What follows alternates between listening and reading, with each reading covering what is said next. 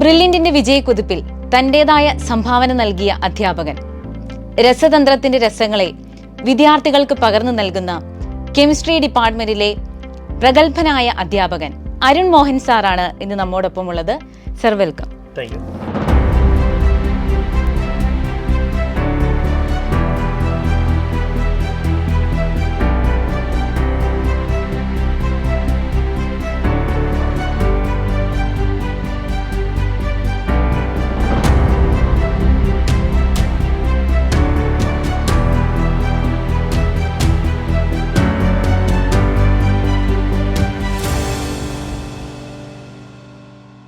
Sir, ഇവിടെ ബ്രില്യന്റിൽ എത്തിച്ചേർന്നിട്ട് sir ഇപ്പോൾ ഒത്തിരി വർഷങ്ങളായി എന്ന് നമുക്കറിയാം. അപ്പം സാർ എങ്ങനെയായിരുന്നു ബ്രില്യന്റിലേക്ക് എത്തിച്ചേർന്നത്? അതായത് ഞാൻ 2010 MSc കംപ്ലീറ്റ് ആയി. MSc കംപ്ലീറ്റ് ആയതിനു ശേഷം അതിനുശേഷം ഒരു BEdലേക്ക് ജോയിൻ ചെയ്യുന്നതിന് കുറച്ച് സമയം ഗ്യാപ്പ് ഉണ്ടായിരുന്നു. ആ ഗ്യാപ്പിൽ എന്നോട് തൊട്ടടുത്തൊരു അൺഎയ്ഡഡ് സ്കൂൾ ഉണ്ടായിരുന്നു. അപ്പോൾ ആ അൺഎയ്ഡഡ് സ്കൂളിലാണ് ഞാൻ ആദ്യമായിട്ട് പഠിപ്പിക്കാൻ പോകുന്നത്. അപ്പോൾ അതിനു മുമ്പ് ഡിഗ്രി ആ സമയത്തൊക്കെ ട്യൂഷൻ എടുക്കുമായിരുന്നു. അപ്പോൾ ആ ഒരു കോൺഫിഡൻസിൽ ഒരു ചെറിയ സ്കൂളിലേക്കൊന്ന് പഠിപ്പിക്കാനായിട്ട് കയറി. അപ്പോൾ അവിടെ പഠിപ്പിക്കാൻ കയറിയപ്പോൾ പിള്ളേർക്കൊക്കെ ഭയങ്കര കാര്യമായി. അപ്പോൾ അവിടുത്തെ കെമിസ്ട്രി ടീച്ചർ പോയിട്ട് കുറച്ച് കാലത്തെ വേക്കൻസിക്ക് വേണ്ടി ഞാൻ ചെന്നായിരുന്നു. അപ്പോൾ അവിടെ പഠിപ്പിക്കാൻ തുടങ്ങിയപ്പോഴേക്കും കുട്ടികൾക്ക് ഭയങ്കര കാര്യം. അപ്പോൾ സാറേ, ഇങ്ങനെയായിരുന്നു ഞങ്ങൾ പഠിക്കേണ്ടത്, ഇത്ര നാൾ ഞങ്ങൾ ഇങ്ങനെ വിചാരിച്ചിരുന്നത്. അപ്പോൾ അവർക്ക് കൂടുതൽ കാര്യങ്ങൾ പറഞ്ഞു കൊടുക്കാൻ പറ്റി എന്നൊരു കോൺഫിഡൻസ് നമ്മുടെ മനസ്സിൽ വന്നു. അപ്പോൾ അത് പഠിപ്പിച്ച് അവരുടെ ആ ഒരു ഇയർ തീരാറായപ്പോഴത്തേനും എനിക്ക് BEdന് അഡ്മിഷൻ കിട്ടി. പിന്നെ എനിക്ക് അവിടുന്ന് പോകേണ്ടി വന്നു. അപ്പോൾ അവിടുന്ന് പോകുന്നതിന് മുമ്പ് ഞാൻ അവിടെ പ്രിൻസിപ്പളിനെ കണ്ടപ്പോൾ പ്രിൻസിപ്പൾ എന്നോട് പറഞ്ഞു, സാറേ, BEd കഴിഞ്ഞു കഴിഞ്ഞാൽ സാർ വേറെ ഒന്നും പോകരുത്, ഇവിടെ തന്നെ വരണം, കാരണം ഇവിടുത്തെ കുട്ടികൾക്ക് സാറിന് ആവശ്യമുണ്ട്, അതുകൊണ്ട് അങ്ങോട്ട് തന്നെ മടങ്ങി വരണമെന്ന് പറഞ്ഞു. അപ്പം അങ്ങനെ ഞാൻ BEd കംപ്ലീറ്റ് ചെയ്തു. BEd കംപ്ലീറ്റ് ആയതിനു ശേഷം വീണ്ടും ടീച്ചറിനെ വിളിച്ചു. സാറിന് പഴയ പോലെയല്ല, കുറച്ചുകൂടെ സാലറി ഒക്കെ കൂടുതൽ തരാം എന്ന് ആദ്യം ഒരു വാഗ്ദാനം പറഞ്ഞുകൊണ്ട് പിന്നെ നമ്മളൊന്നും നോക്കിയില്ല, നേരെ അങ്ങോട്ട് തന്നെ അങ്ങനെ ഡിമാൻഡ്. അപ്പം മനസ്സിലായി നമുക്ക് എന്തോ ഒരു കുറച്ച് ഡിമാൻഡ് ഉണ്ട് എന്ന് എന്തോ ഒരു തോന്നൽ മനസ്സിൽ തോന്നുന്നുണ്ട്. പിന്നെ അങ്ങോട്ട് തന്നെ ചെന്നു. അപ്പൊ അങ്ങനെ ചെന്നു. അത് കഴിഞ്ഞ് കുറച്ചു കാലം അവിടെ പഠിപ്പിച്ചു. ആ സമയത്ത് പിന്നെ MEdന്റെ ആപ്ലിക്കേഷൻ വിളിച്ചു. അപ്പൊ അപ്പൊ വീട്ടുകാർ പറഞ്ഞു, മോനെ, ഇത് പഠിച്ചോണ്ട് ഈ സമയത്ത് നമ്മൾ കണ്ടിന്യൂ ചെയ്ത് പോയെങ്കിലേ നമുക്ക് പഠിത്തം കണ്ടിന്യൂസ് ചെയ്ത് പോകാൻ പറ്റുള്ളൂ. പിന്നെ ഒരു കുറച്ചു കാലം ഗ്യാപ്പ് എടുത്തിട്ട് പിന്നെ ഈ MEdന് പോകണമെന്ന് തോന്നിയാൽ നമുക്ക് തന്നെ ഓട്ടോമാറ്റിക് മടിയാവും. അതുകൊണ്ട് ഇപ്പൊ എന്തായാലും പഠിച്ചോളൂ എന്ന് പറഞ്ഞ് അപ്പൊ പിന്നെ ഞാൻ പറഞ്ഞു, ടീച്ചർ എന്തായാലും മാറുകയാണ്. അപ്പൊ ടീച്ചർ പറഞ്ഞു, ഇടയ്ക്ക് ശനിയും ഞായറും കുട്ടികൾക്ക് ട്യൂഷൻ എടുക്കാൻ വരുമോ, അങ്ങനെ ചെറിയ ചെറിയ കാര്യങ്ങൾ ചോദിച്ചു. നമ്മൾ ടീച്ചറെ അങ്ങനെ പഠിക്കാൻ തുടങ്ങി കഴിഞ്ഞാൽ പിന്നെ നമ്മൾ അതിന്റെ പുറകെ പോവുക. പിന്നെ ട്യൂഷൻ വീട്ടിൽ അത്യാവശ്യം കുറച്ച് കുട്ടികൾ വരുന്നത് എന്ന് വെച്ചാൽ അവർക്ക് CBSE സ്കൂളിലെ 8, 9, 10 അങ്ങനെയുള്ളവർക്ക് ഫിസിക്സും കെമിസ്ട്രി മാത്സും എല്ലാം എടുക്കുന്നുണ്ടായിരുന്നു. അപ്പൊ അങ്ങനെ അതിന്റെ ഇടയ്ക്ക് നമുക്ക് പിന്നെ സ്കൂളുകളിൽ പിന്നെ കുട്ടികളെ വിളിച്ചെടുത്തി പിന്നെ ശനി ഞായറും വരില്ല എന്ന് തന്നെ പറഞ്ഞ് പിന്നെ അവിടുന്ന് ഇറങ്ങി. പിന്നെ അവിടുന്ന് ഇറങ്ങിക്കഴിഞ്ഞ് പിന്നെ MEdന് ശേഷം ടീച്ചർ വീണ്ടും വിളിച്ചപ്പം എനിക്ക് ഈ അൺഎയ്ഡഡ് സ്കൂളിലേക്ക് പോകുന്നത്. അപ്പൊ ഈ MEdന് പോയപ്പോഴാണ് നമ്മൾ ഈ പഠിപ്പിക്കുന്നതിനെ കുറിച്ചിട്ട് കൂടുതൽ കാര്യങ്ങൾ മനസ്സിലായത്. അപ്പോഴാണ് അവിടുത്തെ സാറുമാർ പറഞ്ഞത്, ഈ അൺഎയ്ഡഡ് സ്കൂളിൽ പോകുന്നതുകൊണ്ട് നമുക്ക് പിന്നീട് എപ്പോഴും ഒരു ഗവൺമെന്റ് ജോലി കിട്ടുകയാണെങ്കിൽ ആ എക്സ്പീരിയൻസ് സർട്ടിഫിക്കറ്റ് നമുക്ക് വാലിഡ് അല്ല എന്ന് പറഞ്ഞു. കാരണം അൺഎയ്ഡഡ് സ്കൂളിലെ സർട്ടിഫിക്കറ്റുകൾ നമുക്ക് അങ്ങനെ എക്സ്പീരിയൻസ് ആയിട്ട് സർട്ടിഫിക്കറ്റ് നമുക്ക് വാലിഡ് അല്ല. അപ്പൊ അതിന് ഏതെങ്കിലും ഗവൺമെന്റ് സ്കൂളുകളിൽ പോവുകയാണെങ്കിൽ, കാരണം നമുക്ക് എപ്പോഴും ഗവൺമെന്റിന്റെ സർവീസിൽ കയറുവാണെങ്കിൽ നമുക്ക് ഈ എക്സ്പീരിയൻസ് സർട്ടിഫിക്കറ്റ് കാണിക്കുവാണെങ്കിൽ അത് നമുക്ക് പ്രയോജനമുണ്ട്. അപ്പോൾ അങ്ങനെ പ്രയോജനം ഉള്ളതുകൊണ്ട് മനസ്സിലാക്കിയുണ്ട് ഞാനൊരു ഗവൺമെന്റ് സ്കൂളിൽ തൊട്ടടുത്ത് തന്നെയുള്ള ഗവൺമെന്റ് ഹയർ സെക്കൻഡറി സ്കൂളിൽ അവിടെ ഗസ്റ്റ് ആയിട്ട് പോയി. കെമിസ്ട്രിക്ക് അവിടെ ആ സമയത്ത് ഒരു വേക്കൻസി ഉണ്ടായിരുന്നു. ആ സമയത്ത് അവിടെ ചേർന്നു.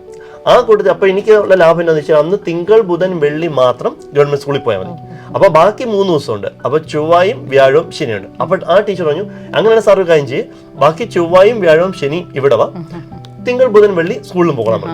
അപ്പോൾ അങ്ങനെ ഞാനങ്ങ് പോകാൻ തുടങ്ങി. അപ്പോൾ അങ്ങനെ പോകാൻ തുടങ്ങി ഒരു വർഷത്തോളം ഏകദേശം പോയി. അങ്ങനെ ഒരു വർഷത്തോളം പോയി, ഏകദേശം 2014 അപ്പോഴാണ് ഗവൺമെന്റ് സ്കൂളിലെ സാറന്മാർ പറഞ്ഞത്, സാറേ, അങ്ങനെയാണെങ്കിൽ ഈ അൺഎയ്ഡഡ് സ്കൂളിൽ പോകുന്നതുകൊണ്ട് സാറിന് വലിയ ലാഭം കിട്ടത്തില്ല.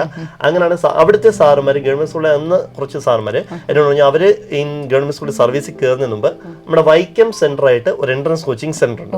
അങ്ങനെയാണെങ്കിൽ സാറ് ഈ ഞായറാഴ്ച ലീവ് കിട്ടുന്ന സമയത്ത് അങ്ങനെയാണ് സാർ ഒന്ന് പോയി നോക്ക്. അങ്ങനെയാണ് എൻട്രൻസിനെ കുറിച്ചുള്ള കാര്യങ്ങൾ സാറിന് ബേസ് കിട്ടും. അപ്പൊ ഇങ്ങനെയാണ് ഒരു ടോപ്പിക്ക് കുറഞ്ഞ സമയം, ലിമിറ്റഡ് ആയിട്ടുള്ള സമയം കൊണ്ട് അന്ന് ക്രാഷിന്റെ പ്രോഗ്രാമിനെ ചെല്ലാൻ പറഞ്ഞു. അപ്പൊ ക്രാഷിന്റെ പ്രോഗ്രാം ഒരു ചെറിയ ചാപ്റ്റർ എങ്ങനെയാണ് ലിമിറ്റഡ് ടൈം കൊണ്ട് കുട്ടികൾക്ക് പറഞ്ഞു കൊടുക്കാൻ പറ്റുന്നത് എന്നുള്ളൊരു ഐഡിയ കിട്ടും. അതുകൊണ്ട് സാർ അതൊന്ന് ട്രൈ ചെയ്യാൻ പറയും.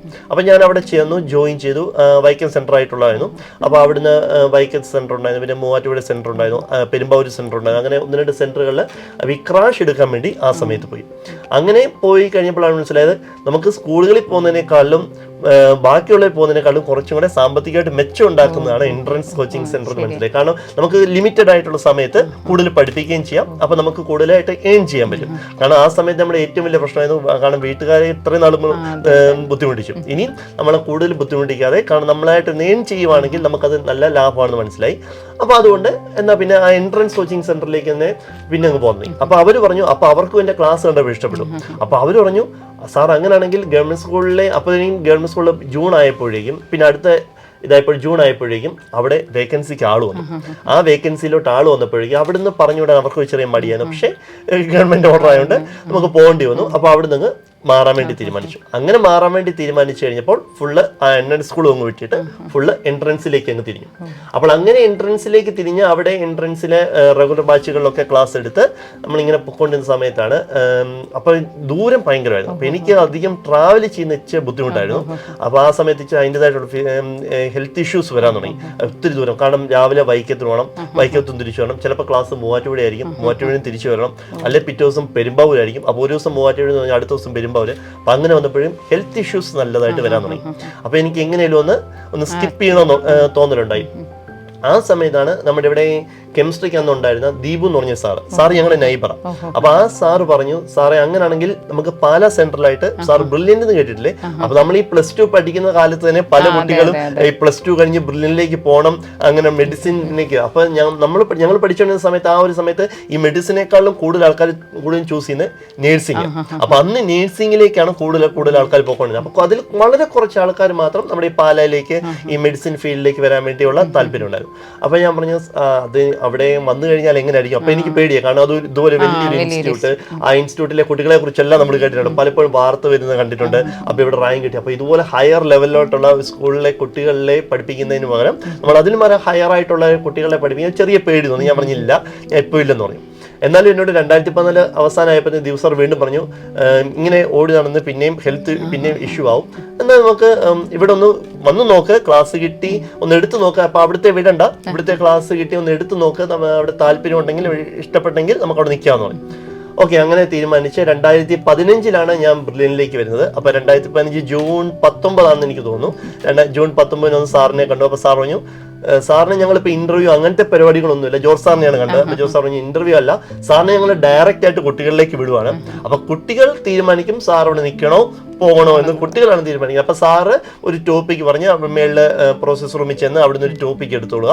അപ്പോൾ ഞാൻ പറഞ്ഞു, സാർ എനിക്ക് എന്നെ ഓർഗാനിക് പഠിപ്പിച്ചതൊക്കെ എന്ന് പറഞ്ഞാൽ എനിക്ക് പണ്ട് തൊട്ട് ഓർഗാനിക് ഭയങ്കര ഇഷ്ടമാണ്. അപ്പം ബാക്കിയുള്ള സെന്ററിൽ ഞാൻ എല്ലാ ചാപ്റ്ററും എടുക്കും, പക്ഷെ എനിക്ക് കൂടുതൽ ഇഷ്ടം ഓർഗാനിക് പറഞ്ഞു കൊടുക്കണം. കാരണം അന്നോട്ടെ എല്ലാ കുട്ടികളും പറഞ്ഞതാണ് ഓർഗാനിക് പഠിക്കാൻ പാടാണ്. അപ്പൊ ഞാൻ ഓർഗാനിക് കുട്ടികൾക്ക് പറഞ്ഞു കൊടുക്കുമ്പോൾ അവർക്കത് പെട്ടെന്ന് ക്യാച്ച് ചെയ്യണം. അപ്പൊ എനിക്ക് അതുകൊണ്ട് കൂടുതൽ പറഞ്ഞു കൊടുക്കാൻ ഇഷ്ടമുള്ളതും ഓർഗാനിക്കാണ്. അപ്പൊ അതുകൊണ്ട് ഞാൻ പറഞ്ഞു, സാറേ അങ്ങനെ ഞാൻ ടോപ്പിക് എടുക്കാം, റിയാക്ഷൻ മെക്കാനിക്സ് എന്ന് പറഞ്ഞ ടോപ്പിക്ക് എടുക്കാം.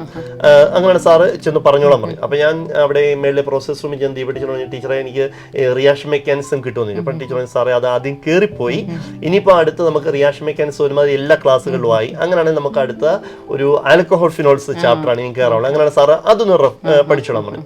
അപ്പോൾ അത് പഠിച്ചതിന് ശേഷം 2-3 മാസം കഴിഞ്ഞപ്പോൾ ഞാൻ ടീച്ചറിനെ വിളിച്ചു, ടീച്ചറെ പ്രിപ്പയർ ചെയ്തിട്ടുണ്ട്, അങ്ങനെയാണെങ്കിൽ വന്നോട്ടെ എന്ന് ചോദിച്ചു. ടീച്ചർ പറഞ്ഞു, അങ്ങനെയാണെങ്കിൽ പോരെ. അപ്പം ഞാൻ ആദ്യമായിട്ട് വരുന്നത് അതിനുശേഷം 2-3 മാസത്തിന് ശേഷം വീണ്ടും വന്നു. അപ്പൊ ഞാൻ നോക്കിയപ്പോൾ ബോർഡിൽ ഇങ്ങനെ നമുക്ക് പേരൊന്നുമില്ല. അപ്പൊ എന്റെ പേര് അരുൺ അവിടെ കിടപ്പുണ്ട്. കാരണം നമ്മൾ അവിടെ സ്ഥിരമായി കഴിഞ്ഞാൽ നമുക്ക് അവിടെ കോഡൊക്കെ കിട്ടുള്ളൂ, കാരണം ഫുൾ ഇങ്ങനെ കോഡൊക്കെ കിടപ്പുണ്ട്. അപ്പൊ ഞാൻ പറഞ്ഞു, ടീച്ചറെ അപ്പൊ എന്റെ ക്ലാസ് നോക്കിയപ്പോൾ ഞാൻ ആദ്യം എടുക്കുന്നത് ഇ എന്ന് പറഞ്ഞൊരു ബാച്ചാണ്. അപ്പൊ അന്ന് ഇവിടെ ഈ ബാച്ച് ഉണ്ട്. അപ്പൊ എനിക്ക് തോന്നുന്നു അന്ന് നമ്മുടെ എറണാകുളത്താണ് എയും ബിയും, നമ്മുടെ കൊട്ടാരത്തിലാണ് സി, പിന്നെ ഇവിടെ സ്റ്റാർട്ട് ചെയ്യുന്നത് ഡി തൊട്ടാണ് നമ്മുടെ പാലയിൽ തുടങ്ങുന്നത്. അപ്പൊ അങ്ങനെ ഈ ബാച്ചിലേക്ക് ഞാൻ ആദ്യം കയറി. അപ്പൊ ഈ ബാച്ചിലോട്ട് ഞാൻ ആദ്യം ഈ മെറ്റീരിയലൊക്കെ ആയിട്ട് ക്ലാസ്സിലോട്ട് കയറിയപ്പോൾ തന്നെ ഞാൻ ഞെട്ടിപ്പോയി. കാരണം ക്ലാസ്സുകളിൽ നമ്മൾ മാക്സിമം, ഞാൻ അന്നേ സ്കൂളിൽ പോയ ചെറിയ സ്കൂളായിരുന്നു, അവിടെ 15-20 കുട്ടികളെ ഉള്ളൂ.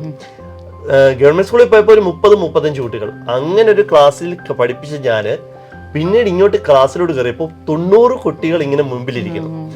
അപ്പൊ തന്നെ നമ്മൾ പേടിച്ചു പോയി, ആദ്യത്തെ പേടി. അന്നപ്പോഴാണ് നമ്മുടെ മനസ്സിലായി നമ്മുടെ ലെക്ചർ സ്റ്റാൻഡ്. അപ്പൊ ഞങ്ങൾ പണ്ട് അതിനെ കളിയാക്കി വിറതാങ്ങി എന്നാണ് വിളിച്ചോണ്ടിരുന്നത്. അപ്പൊ അത് ശരിക്കും മനസ്സിലായത് അന്ന് തന്നെയാണ് എന്തുകൊണ്ടാണ് അത് വിറതാങ്ങി. കാരണം വിറയിൽ വരുമ്പോ ഒന്ന് താങ്ങി പിടിക്കാനുള്ള സാധനം നമ്മളെ നോക്കി അത്രയും സ്റ്റുഡൻസ് ഇങ്ങനെ അപ്പൊ നമ്മൾ നോക്കി അതിലോട്ടൊന്ന് കയറി പിടിച്ചപ്പോ തന്നെ നമുക്ക് മനസ്സിലായി ഇത് വിറയ്ക്കുന്നുണ്ട്. അപ്പോഴാണ് മനസ്സിലായത് വിറതാങ്ങി എന്ന് എന്തുകൊണ്ടാണ് ഞങ്ങൾ പണ്ട് അതിനെ വിളിച്ചുകൊണ്ടിരുന്നത്, ചുമ്മാ കളിയാക്കി ഞങ്ങൾ പറഞ്ഞുകൊണ്ടിരുന്നത്. അപ്പൊ അത് നമ്മൾ തന്നെ അനുഭവിച്ചു. കാരണം ഇത്രയും 90 കുട്ടികൾ ഇങ്ങനെ നമ്മുടെ മുഖത്തോട്ട് നോക്കിയിരിക്കുക, നമ്മൾ എന്താണ് പറയാൻ പോകുന്നത്. അപ്പൊ എനിക്ക് തന്നെ പറയാൻ പേടിയായി, ടെൻഷൻ എല്ലാം കൂടെ കയറി ആദ്യമായിട്ട് പഠിപ്പിക്കാൻ കയറി ടെൻഷൻ, ഇത്രയും കുട്ടികളെ കണ്ടതിന് ടെൻഷൻ, അത് ഇത്രയും ബ്രൈറ്റ് ആയിട്ടുള്ള സ്റ്റുഡൻസ് ഇരിക്കുന്നതിന് ടെൻഷൻ. അപ്പൊ തന്നെ എനിക്ക് പറയേണ്ട കാര്യങ്ങളെല്ലാം മനസ്സിൽ നിന്ന് പോയി, ബ്ലാങ്ക് ആയി പോയി. അപ്പോഴെന്റെ മനസ്സിൽ ആദ്യം വന്നത് എന്റെ പേര് ആൽക്കഹോൾ ഫിനോൾസ് ആൻഡ് ഈതർ, ഞാൻ പഠിപ്പിക്കാൻ പോകുന്നത് അരുൺ മോഹൻ എന്നാണ് ആദ്യം പറയാൻ മനസ്സിൽ വന്നത്. കാരണം ഇതെല്ലാം ബ്ലാങ്ക് ആയി പോയി. പിന്നെ എന്തൊക്കെയൊന്നും മനസ്സിലൊന്ന് കണ്ണൊക്കെ അടച്ചിട്ട് ഞാൻ ഇതാ എന്റെ പേര് അരുൺ മോഹൻ എന്നാണ്, ഞാൻ പഠിപ്പിക്കാൻ പോകുന്നത് ആൽക്കഹോൾ ഫിനോൾസ് ഓർഗാനിക്കിന്റെ ചാപ്റ്റർ ആണ് എന്നൊക്കെ പറഞ്ഞ് ഒപ്പിച്ച് ആദ്യത്തെ ക്ലാസ് തല്ലി ഓടിച്ചു പോയി. എന്നിട്ട് വീട്ടിൽ ചെന്ന് ഞാൻ പറഞ്ഞു, ആദ്യത്തെ ക്ലാസ് ഭയങ്കര എക്സ്പീരിയൻസ് ആയിരുന്നു. നമ്മൾ ഇത്രയും കുട്ടികളെ കണ്ടിട്ടില്ല. അതിനുശേഷം പിന്നെ 2ാമത്തെ ക്ലാസ് കയറി, 3ാമത്തെ ക്ലാസ് കയറി. അപ്പൊ ആ ഒരാഴ്ച അവസാനമായപ്പോഴത്തേക്കും ഒരു ക്ലാസ് തീർന്നു. അപ്പം പിടിച്ചു പറഞ്ഞു, സാറേ നിങ്ങളുടെ ജോർജ് സാറിനെ കുറിച്ച് കണ്ടോളാൻ പറഞ്ഞു. അപ്പൊ ജോർജ് സാറിനെ അപ്പം രാവിലെ ഫസ്റ്റ് സെഷൻ ക്ലാസ് കഴിഞ്ഞു. അപ്പൊ സാറെ ഉച്ചയാകുമ്പോൾ മതി, കാരണം സാറിന്റെ വാല്യൂഷൻ അവിടെ എടുക്കണം. അതിനുശേഷം സാർ ഉച്ചയാകുമ്പോൾ ജോസ് സാർ വരും, പോയി കണ്ടോളാൻ പറഞ്ഞു. അപ്പൊ ജോസ് സാറിനെ ഉച്ചയായപ്പോൾ പോയി കണ്ടു. അപ്പൊ സാർ ഒരു ഷീറ്റ് ഇങ്ങനെ കാണിച്ചിട്ട് സാർ ഇങ്ങനെ ഷീറ്റ് നോക്കിയിട്ട് പറഞ്ഞു, സാറേ കുഴപ്പമില്ല, കുട്ടികളെല്ലാം ഒരു 80% മാർക്ക് തന്നിട്ടുണ്ട്, അതുകൊണ്ട് സാറിന് ഇവിടെ നിർത്തുവാണ് എന്ന് പറഞ്ഞു. അപ്പോഴാണ് മനസ്സിലൊരു വലിയ എന്തോ ഒരു ഭയങ്കര സന്തോഷം തോന്നി. അങ്ങനെ 2015 അവസാനമായപ്പോഴേക്കും ഇവിടെ ജോസ് സാർ പറഞ്ഞു, അങ്ങനെയാണ് നിന്നോളുക, അങ്ങനെയാണെങ്കിൽ 80%. ഇനിയിപ്പോൾ സാറിന് നോക്കേണ്ട കാര്യം, ഇപ്പൊ സാറിന് കിട്ടിയ മാർക്ക് 80% നല്ല ഹയർ മാർക്കാണ് കുട്ടികൾ തന്നിരിക്കുന്നത്. ഇനി സാർ നോക്കേണ്ടത് ഇതിൽ താഴോട്ട് സാർ പോകുന്നു. താഴോട്ട് സാർ എപ്പോ പോയാലും ഞങ്ങളോട് വിളിപ്പിച്ച് ഞങ്ങൾ സാറിനോട് പറയും, ഇതുപോലെ സാറേ ഫ്ലോപ്പായി പോകുന്നുണ്ട്, അപ്പൊ അത് ബുദ്ധിമുട്ടുണ്ടാക്കുന്നുണ്ട് എന്ന് പറയും. അപ്പം അങ്ങനെ ഒരു വാർത്ത സാറിന്റെ ഭാഗത്തുനിന്ന് കേൾപ്പിക്കരുത് എന്ന് അന്ന് ജോസ് സാർ പറഞ്ഞു. അങ്ങനെയാണ് ശരിക്കും ഈ ഒരു ഫീൽഡിലേക്ക്, ഈ ഒരു ബ്രില്യന്റ് ഫാമിലിയുടെ ഭാഗമായത് അങ്ങനെയാണ് അല്ലേ സാർ? ഇപ്പൊ പറയുമ്പം നിങ്ങൾക്ക് കേൾക്കുന്നവർക്ക് മനസ്സിലായിട്ടുണ്ടോ എത്ര ക്ലിയർ ആയിട്ടാണ് ഓരോ കാര്യങ്ങളും, നമുക്കത് ആ ഒരു ഭാവനയിൽ നമുക്കത് കാണാൻ പറ്റുന്നുണ്ട്. സാർ ആദ്യം ക്ലാസ്സിൽ കയറിയ കാര്യം തൊട്ട്.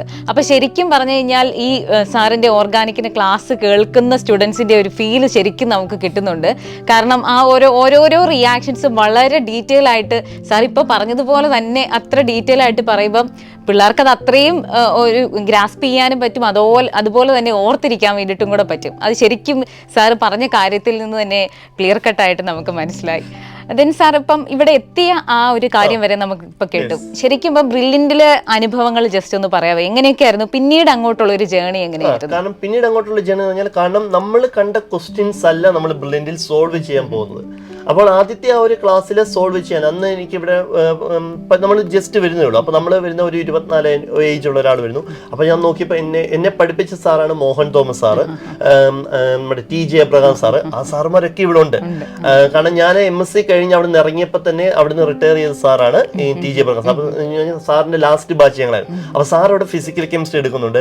പിന്നെ നോക്കിയപ്പോൾ മോഹൻ തോമസ് സാറുണ്ട്. അപ്പോൾ എനിക്ക് ഒരു ചെറിയ ഒരു കോൺഫിഡൻസ് തോന്നി, കാരണം എനിക്ക് എന്തെങ്കിലും ഹെൽപ്പ് വേണമെങ്കിൽ സാർ, കാരണം അന്ന് MSc ഞാൻ ഡിഗ്രിയും അതേപോലെ തന്നെ MScയും പഠിച്ച SB കോളേജിലാണ്. അപ്പോൾ ആ SB കോളേജിൽ തന്നെ എന്നെ പഠിപ്പിച്ച 2 സാറുമാര് ഇവിടെ ഉണ്ട്. അപ്പോൾ എനിക്ക് സപ്പോർട്ടിന് 2 ആൾക്കാരെ കിട്ടുമെന്ന് എനിക്ക് മനസ്സിലായി. അപ്പോൾ പിന്നെ എനിക്ക് ക്വസ്റ്റ്യൻസ് ഒക്കെ ഒന്ന് സോൾവ് ചെയ്യാൻ, ആ ക്വസ്റ്റ്യൻസിന്റെ ക്ലാരിഫിക്കേഷൻ വേണ്ടി ഞാൻ അവരെ സമീപിച്ചു. പിന്നെ മത്തായി സാർ നല്ലപോലെ ഹെൽപ്പ് ചെയ്തു ആദ്യത്തെ സമയങ്ങളിൽ ക്വസ്റ്റ്യൻസ് ഒക്കെ സോൾവ് ചെയ്യാൻ. അപ്പോൾ സാറിന് ഒരു സ്റ്റുഡന്റിന് പറഞ്ഞു കൊടുക്കുന്ന പോലെ തന്നെ എനിക്ക് കാര്യങ്ങളെല്ലാം പറഞ്ഞു തന്നു.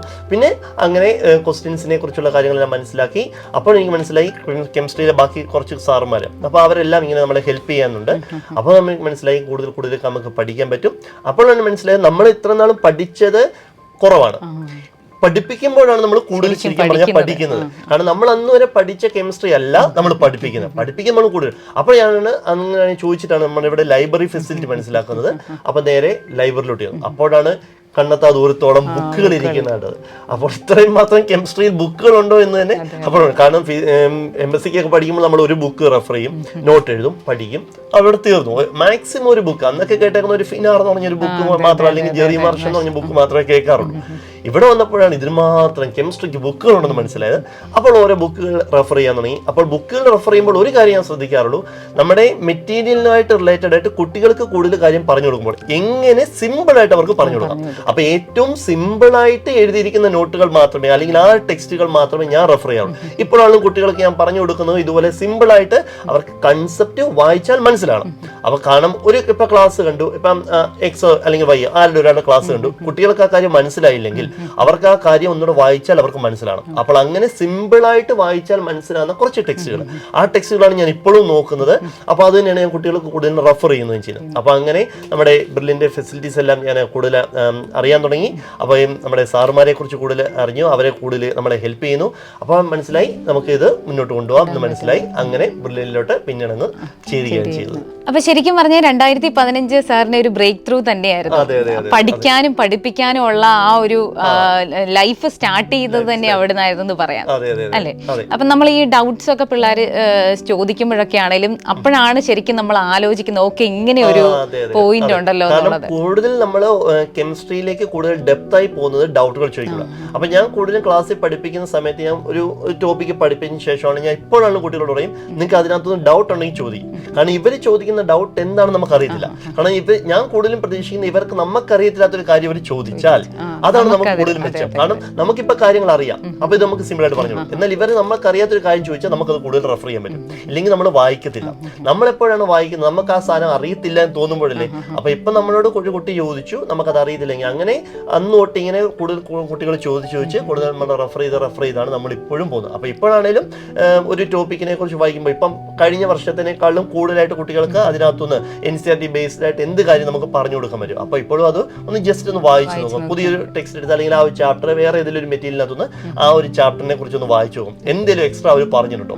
അപ്പൊ എക്സ്ട്രാ ആയിട്ട് പറഞ്ഞിട്ടുണ്ടെങ്കിൽ അത് നമ്മുടെ NCERT ബേസ്ഡ് ആണോ, ആ NCERT ബേസ്ഡ് ആണെങ്കിൽ ഇപ്പോഴും അത് കുട്ടികൾക്ക് പറഞ്ഞു കൊടുക്കുക തന്നെ. നീറ്റ് പോയിന്റ് ഓഫ് വ്യൂവിൽ അല്ലെങ്കിൽ എഞ്ചിനീയറിംഗിനാണെങ്കിൽ അവരുടെ എക്സാമിൽ ബേസ് ചെയ്തിട്ടുള്ള സിലബസ് ബേസ് ചെയ്ത് അവർക്ക് ആവശ്യമായിട്ടുള്ള കാര്യങ്ങൾ. ഇപ്പൊ നമുക്കറിയാം നമ്മൾക്ക് ഇവിടെ ഒരുപാട് മെറ്റീരിയൽ അവൈലബിൾ ആണ്. ക്വസ്റ്റ്യൻ പേപ്പറുകളാണെങ്കിലും ഇഷ്ടംപോലെ. ബ്രില്ലിയന്റ് ഏറ്റവും വലിയ പോസിറ്റീവ് എന്ന് പറഞ്ഞാൽ അതാണ്, കുട്ടികൾക്ക് പഠിക്കാനായിട്ട് ആവശ്യമായിട്ടുള്ള ഒരുപാട് സോഴ്സുകൾ അവർക്ക് ഇവിടെ ഉണ്ട്. പിന്നെ നമ്മുടെ ലേണിംഗ് ആപ്പ്, അപ്പൊ ഇതിനകത്തൊക്കെയാന്ന് പറഞ്ഞാൽ കുട്ടികൾക്ക് ഡൗട്ടുകൾ ചോദിക്കാം. അപ്പൊ ഇപ്പൊ നമ്മുടെ ലേണിംഗ് ആപ്പുകൾ വന്നതിന് ശേഷമാണ് കൂടുതൽ കുട്ടികൾ ക്വസ്റ്റ്യൻസ് ചോദിക്കും. കാരണം ചില കുട്ടികൾക്ക് എന്ന് പറഞ്ഞാൽ നമ്മൾ പഠിപ്പിച്ച സമയത്ത് കുട്ടികൾക്ക് ചോദിക്കാൻ മടിയായിരിക്കും. ചിലർ അങ്ങ് ചോദിക്കില്ല, അവർക്ക് ഡൗട്ട് ഉണ്ടെങ്കിൽ അവർ ചോദിക്കില്ല. അപ്പൊ മുഖത്ത് നോക്കിയാൽ അപ്പൊ ഡൗട്ട് അല്ലെങ്കിൽ പ്രോസസ് റൂമിൽ വന്നാണെങ്കിലും പല കുട്ടികളും ക്വസ്റ്റ്യൻ ചോദിക്കില്ല, കാരണം അവർക്ക് ഒരു മടിയാണ് എന്തോ. പക്ഷേ ഈ ആപ്പ് വന്നപ്പോൾ അവരെ നേരിട്ട് കാണുന്നില്ല, അപ്പൊ അവർക്ക് ധൈര്യമായിട്ട് ചോദിക്കാം. അപ്പൊ എന്ത് കാര്യമുള്ള അവരിപ്പോ ആപ്പ് വഴി ചോദിക്കുന്നുണ്ട്. അപ്പൊ അങ്ങനെ കൂടുതൽ ക്വസ്റ്റ്യൻസ് ആയിട്ട് നമുക്ക് മെയിൻ ആയിട്ട് നമുക്ക് നോക്കുകയാണെങ്കിൽ നമുക്ക് ആ സോഴ്സുകൾ ഇഷ്ടം പോലെ ഉണ്ട്. അപ്പൊ ആ സോഴ്സുകൾ യൂസ് ചെയ്യാൻ നമുക്ക് ബ്രില്ലിയന്റിൽ ഏറ്റവും കൂടുതൽ പോസിറ്റീവ് വാല്യൂ ആണ്. കാരണം ഇഷ്ടം പോലെ സോഴ്സ് കുട്ടികൾക്ക് തന്നെ നമുക്ക് യൂസ് ചെയ്യാൻ പറ്റും. അപ്പൊ സാറ് ലേണിംഗ് ആപ്പിനെ കുറിച്ച് സാറ് പറഞ്ഞല്ലോ. അപ്പൊ നമ്മുടെ പ്രേക്ഷകർക്ക് അറിയാൻ ആഗ്രഹമുണ്ട്, ഇപ്പൊ ഈ ഓർഗാനിക് പോലുള്ള ഒരു സബ്ജക്ട് എങ്ങനെയാണ് നമുക്ക് വോയിസ് കൊടുക്കുകയാണോ, എങ്ങനെയാണ് അത് കുട്ടികളിലേക്ക് എത്തുന്നത് അവർ ഡൗട്ട് ചോദിച്ചു കഴിയും? കാരണം കുട്ടികളോട് ഞാൻ എപ്പോഴാണെങ്കിലും കാരണം ലേണിംഗ് ആപ്പിനകത്ത് ഏത് സാറുമാരുടെയും ക്ലാസ് ഉണ്ട്. അപ്പോൾ നമ്മുടെ ലേണിംഗ് ആപ്പിന്റെ ഏറ്റവും വലിയ പ്രത്യേകത എന്ന് പറഞ്ഞാൽ ഏറ്റവും നല്ല സാർമാരുടെ ക്ലാസ്സുകളാണ് അതിൽ കൊടുത്തിരിക്കുന്നത്. കാരണം ഒരു കുട്ടിക്ക് എന്തെങ്കിലും ഒരു ചാപ്റ്ററിനെ കുറിച്ച് ഒരു ഡൗട്ട് തോന്നിയാൽ അവർക്ക് വീണ്ടും ഒന്ന് റെഫർ ചെയ്യാനാണ് ലേണിംഗ് ആപ്പ്. അപ്പൊ അതിനകത്ത് കൊടുത്തിരിക്കുന്ന ഏറ്റവും നമ്മുടെ ബ്രില്ലിയന്റിലെ ഏറ്റവും ബെസ്റ്റ് അധ്യാപകരുടെ ക്ലാസ്സുകൾ തന്നെയാണ് നമ്മുടെ ബ്രില്ലിയന്റ് ലേണിംഗ് ആപ്പിൽ കൊടുത്തിരിക്കുന്നത്.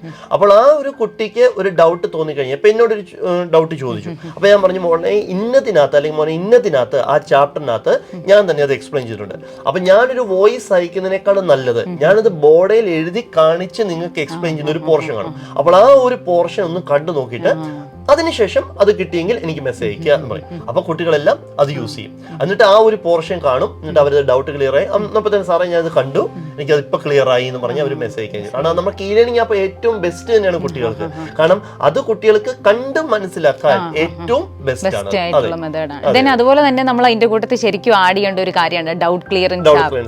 അപ്പൊ എങ്ങനെയാണ് ഡൗട്ട് ക്ലിയറൻസ് സാർ അതിലൊക്കെ ചെയ്യുന്നത്? എങ്ങനെയാണ് ഡൗട്ട് ക്ലിയറൻസ് വരുമ്പോൾ അത് നമുക്ക് കൂടുതലും നമുക്ക് സമയത്ത് അനുസരിച്ച് ചെയ്തു കൊടുക്കും. പിന്നെ മാക്സിമം വോയിസ് ആയിരിക്കും. കാരണം കുട്ടികൾക്ക് നമ്മളിപ്പോൾ റിയാക്ഷൻ ചോദിച്ചു, അപ്പൊ കുട്ടികൾ ഒരു റിയാക്ഷന്റെ പ്രോഡക്റ്റ് എന്താണെന്ന് ചോദിച്ചാൽ നമ്മൾ ചുമ്മാ അത് എഴുതി കൊടുക്കും. ഒന്നും മനസ്സിലായില്ല. അപ്പൊ നമ്മളത് വോയിസ് അയക്കുന്നതായിരിക്കും ഏറ്റവും കുറച്ചുകൂടി നല്ലത്. അപ്പൊ നമ്മൾ കണ്ട് മനസ്സിലാക്കാനാണ് നമ്മുടെ ഈ ലേണിംഗ് ആപ്പ്. ഇനി അല്ലാത്ത സമയത്ത് ആപ്പിനകത്ത് ക്വസ്റ്റ്യൻ ചോദിക്കുമ്പോൾ നമ്മൾ അതിന് വോയിസ് മാക്സിമം യൂസ് കൊടുക്കും. കാരണം വോയിസ് കൊടുത്തു കഴിഞ്ഞാൽ ഇത് ഇന്നത് അതുമായിട്ട് റിയാക്ട് ചെയ്ത് ഇന്നതുണ്ടായി എന്ന് നമ്മൾ പറഞ്ഞാൽ പൊതുവെ പിള്ളേർക്ക് എല്ലാവർക്കും മെക്കാനിസംസ് ഒക്കെ കാണുമ്പോഴാണ് അവർക്ക് എപ്പോഴും ഒരു ഭയങ്കര ഒരു ബുദ്ധിമുട്ടായിട്ട് ഫീൽ ചെയ്യുന്നത്.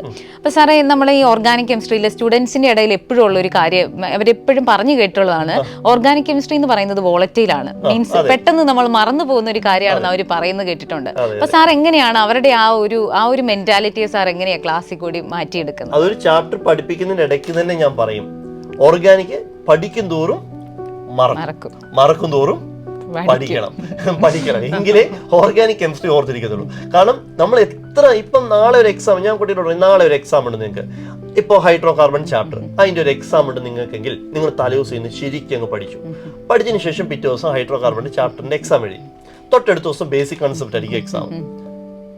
പോയി ഹൈഡ്രോ കാർബൺ ഫുൾ അവരുടെ മനസ്സിൽ നിന്ന് പോയി. കാരണം അവർ പഠിച്ചത് എന്തിനു വേണ്ടിയാണ്? ജസ്റ്റ് ആ എക്സാമിന് വേണ്ടി ജസ്റ്റ് ആ കാര്യങ്ങൾ മെമ്മറൈസ് ചെയ്തെന്ന് മാത്രമേ ഉള്ളൂ. നമ്മൾ ഓർഗാനിക് കെമിസ്ട്രി എത്ര മെമ്മറൈസ് ചെയ്യാൻ പോയാലും അത് പെട്ടെന്ന് മറന്നു. അപ്പൊ ഞാൻ എപ്പോഴും ക്ലാസ്സിൽ പറഞ്ഞത്, നിങ്ങളൊരു കൺസെപ്റ്റ് പഠിക്കുക. ഇപ്പൊ കാർബോക്യാറ്റയോൺ, എന്താണ് കാർബോക്യാറ്റയോൺ എന്നൊരു കൺസെപ്റ്റ് പഠിച്ചാൽ അതൊരു ഇലക്ട്രോൺ ഡെഫിഷ്യന്റ് ആണ്. അപ്പോൾ ആ കുട്ടികൾക്ക് മനസ്സിലാവും, ഇലക്ട്രോൺ ഡെഫിഷ്യന്റ് ആയിട്ടുള്ള ഒരാളെ സ്റ്റേബിൾ ആക്കണമെങ്കിൽ തൊട്ടടുത്തൊരു ഇലക്ട്രോൺ ഡൊണേറ്റിംഗ് ഗ്രൂപ്പുകൾ വരുന്നു. അപ്പൊ അങ്ങനെ വന്നു കഴിഞ്ഞാൽ അവരുടെ സ്റ്റെബിലിറ്റി കൂടും. അപ്പൊ അവർക്ക് ആ ഒരു കൺസെപ്റ്റ് അവർക്ക് കുറച്ചു. അപ്പോൾ കൺസെപ്റ്റേ ഓർഗാനിക് കെമിസ്ട്രി പഠിക്കാവുള്ളൂ. ശരിക്കും ഒരു കണക്ഷൻ പോലെ, ഒരു കഥ പോലെ ഓർത്തിരിക്കാൻ പറ്റുന്ന കാര്യം തന്നെയുള്ളൂ ഈ മെക്കാനിസങ്ങൾ ഓർഗാനിക് കെമിസ്ട്രി. അപ്പോൾ ഓർഗാനിക് കെമിസ്ട്രി പഠിക്കുമ്പോൾ കാണാതെ പഠിക്കാതെ മാത്സ് ഞാൻ എപ്പോഴും ക്ലാസ്സിൽ പറയും, സാറേ അത് ഞങ്ങൾക്ക് കിട്ടുന്നില്ല, ഇങ്ങനെ ഒന്ന് പഠിച്ചു നോക്ക്. അതായത് കൺസെപ്റ്റ് പഠിക്കുക, നമ്മൾ അപ്ലൈ ചെയ്യുക. അപ്പൊ ഞാൻ പറയും, ഇപ്പം ക്വസ്റ്റ്യൻസ് ആകുമ്പോൾ ക്ലാസ്സിൽ കൊടുത്ത ക്വസ്റ്റ്യൻസ് അത് നിങ്ങൾ അതുപോലെ അങ്ങ് എഴുതാം. ഒരു പേപ്പറിനകത്തോട്ട് അങ്ങ് എഴുതി വെച്ചു. ആ എഴുതി വെച്ചതിന് ശേഷം ബുക്ക് അങ്ങ് മടക്കും. എന്നിട്ട് നമ്മൾ തന്നെ അങ്ങ് എഴുതാൻ നോക്കുക ആൻസർ. അപ്പൊ ഞാൻ ക്ലാസ്സിൽ എങ്ങനെയാണോ പറഞ്ഞത് അതുപോലെ നിങ്ങൾ റീപ്രൊഡ്യൂസ് ചെയ്യാൻ ശ്രമിക്കുക. അല്ലെങ്കിൽ നിങ്ങൾ പഠിക്കാൻ ഏറ്റവും നല്ല മെത്തഡാണ് നിങ്ങൾ തന്നെ നിങ്ങളെ പഠിപ്പിക്കുക. കാരണം നമ്മൾ പഠിക്കുന്നതിനേക്കാളും കൂടുതൽ ഓർത്തിരിക്കും നമ്മളൊരു കാര്യം പഠിപ്പിക്കുമ്പോഴാണ്. അപ്പൊ കുട്ടികളാണ്, ഞാനിപ്പോൾ ക്ലാസ്സിനകത്ത് ഒരു ചാപ്റ്റർ തീർന്നു, സാർ ഇതെങ്ങനെ സാർ ഇതെല്ലാം കൂടെ ഓർത്തി ഇങ്ങനെ പഠിപ്പിക്കുന്നതെന്ന് ചോദിക്കും. അപ്പൊ ഞാൻ പറയും, ഞങ്ങളിത് എന്താ ചെയ്യുന്നത്, പഠിപ്പിക്കുന്നു, വീണ്ടും റിവൈസ് ചെയ്യുന്നു, അടുത്ത ക്ലാസ്സിൽ വീണ്ടും. അപ്പൊ നമ്മൾ പഠിക്കുക എഴുതുക. അപ്പൊ അതാണ് ഓർഗാനിക് കെമിസ്ട്രിക്ക് ഏറ്റവും നല്ലത്. നമ്മൾ പഠിച്ച ഒരു കാര്യം വീണ്ടും നമ്മൾ എഴുതിക്കൊണ്ടിരുന്നാൽ അതൊരിക്കലും മറക്കില്ല.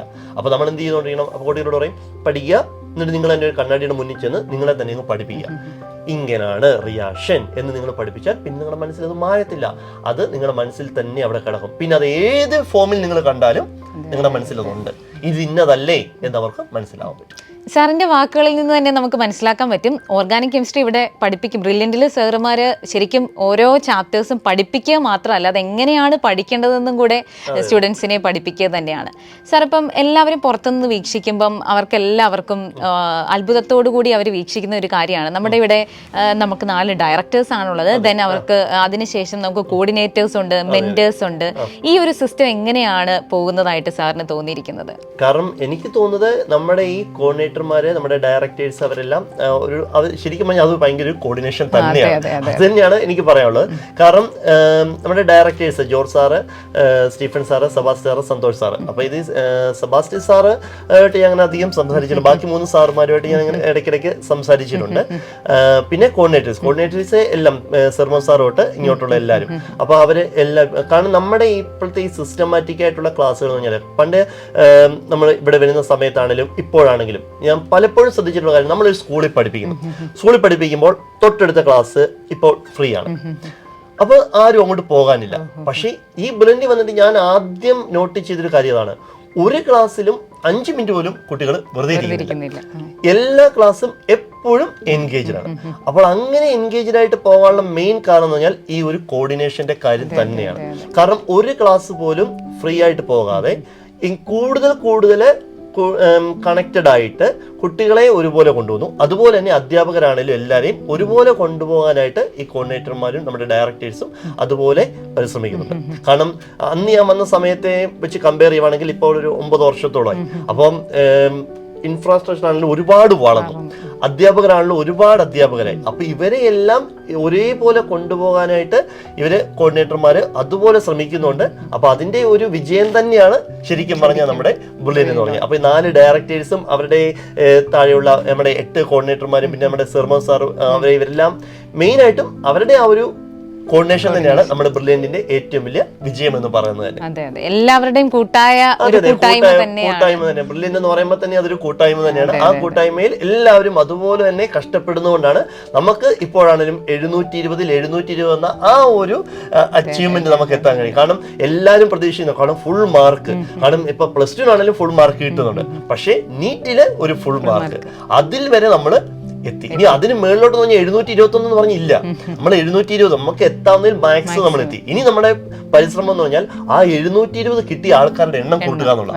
അപ്പൊ ഇപ്രാവശ്യം 4 പേർക്ക് കിട്ടിയെങ്കിൽ നമ്മൾ അടുത്ത വർഷം 40 പേർക്ക് കൂട്ടാനായിട്ട്. അപ്പൊ അങ്ങനെ നമ്മൾ കോർഡിനേറ്റ് ചെയ്ത് നമ്മൾ അതിലേക്കാണ് നമ്മൾ ഇനി ശ്രമിക്കേണ്ടത്. കാരണം ഓരോ വർഷം കഴിയുന്നതോറും അത് ബ്രില്യന്റിന് പറ്റും, കാരണം ബ്രില്യന്റിന്റെ സിസ്റ്റം അങ്ങനെയാണ്. സാർ, അപ്പൊ എങ്ങനെയെങ്കിലും നമുക്ക് സാറിന്റെ ഫാമിലി ഒന്ന് പരിചയപ്പെടാം. ഓക്കെ, ഫാമിലി എന്ന് പറയുമ്പോൾ വീട്ടിൽ അച്ഛൻ ഒരു ഇലക്ട്രീഷ്യനാണ്. അപ്പൊ വീടുകളിൽ ഇപ്പൊ ഇങ്ങനെ ചെറിയ ചെറിയ വർക്കുകളൊക്കെ ചെയ്തുകൊണ്ടിരുന്ന ആളാണ്, ഇലക്ട്രീഷ്യനാണ്.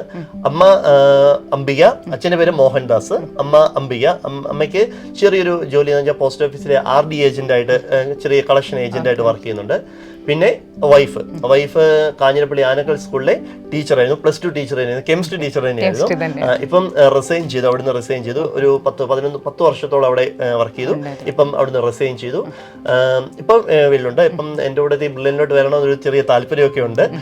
അങ്ങനെ ഇരിക്കുന്നു. പിന്നെ ബ്രദറുണ്ട്, ബ്രദർ ഇൻഫോ പാർക്കിൽ വർക്ക് ചെയ്യുന്നു. പിന്നെ ഞങ്ങൾക്കൊരു കുഞ്ഞാണ്, കുഞ്ഞ് LKGയിൽ പഠിക്കുന്നു, ധ്വനി എന്നാണ് പേര്. ബ്രദർ പേര് അഖിൽ എന്നാണ് പേര്, ഇൻഫോ പാർക്കിൽ വർക്ക് ചെയ്യുന്നു. അവൻ്റെ വൈഫ് നമ്മുടെ ബ്രില്യന്റിലെ തന്നെ കഴിഞ്ഞ വർഷം A ബ്ലോക്കിലുണ്ടായിരുന്ന ഒരു ക്ലാസ് ടീച്ചർ തന്നെയാണ്. വൈഫ് നിത്യ എന്നാണ് പേര്. അപ്പോൾ ഇതാണ് ഞങ്ങളുടെ ഫാമിലി എന്ന് പറഞ്ഞാൽ. ഞങ്ങളുടെ ഫാമിലി ഞാനും വൈഫും കുഞ്ഞും ഞങ്ങളൊരു വീട്ടില്, അച്ഛനും അമ്മയും അനിയനും വൈഫും, അത് തൊട്ടടുത്ത് തന്നെ, എല്ലാവരും തൊട്ടടുത്ത് തന്നെയാണ്. ഞങ്ങളൊരു ഫാമിലി ആയിട്ട് ഇത്രയും ആൾക്കാരാണ് ഞങ്ങൾ സന്തോഷമായിട്ട് ഇങ്ങനെ പോകുന്നു. ബ്രില്യന്റ് തന്റെ വിജയം ഇനിയും ആവർത്തിക്കട്ടെ. സാറിനും കുടുംബത്തിനും മുന്നോട്ടുള്ള ജീവിതത്തിലേക്കും എല്ലാവിധ ഭാവുകങ്ങളും നേരുന്നു. Thank you. എൻട്രൻസ് സംബന്ധമായ വാർത്തകളും അപ്ഡേഷനുകളും ഏറ്റവും വേഗം ആധികാരികമായി അറിയാൻ ബ്രില്യന്റ് സ്റ്റഡി സെന്റർ പാല യൂട്യൂബ് ചാനൽ സബ്സ്ക്രൈബ് ചെയ്യുക. ബെൽ ഐക്കൺ അമർത്തുക. ഈ വീഡിയോ മറ്റ് സുഹൃത്തുക്കളിലേക്കും ഷെയർ ചെയ്ത് നൽകുക.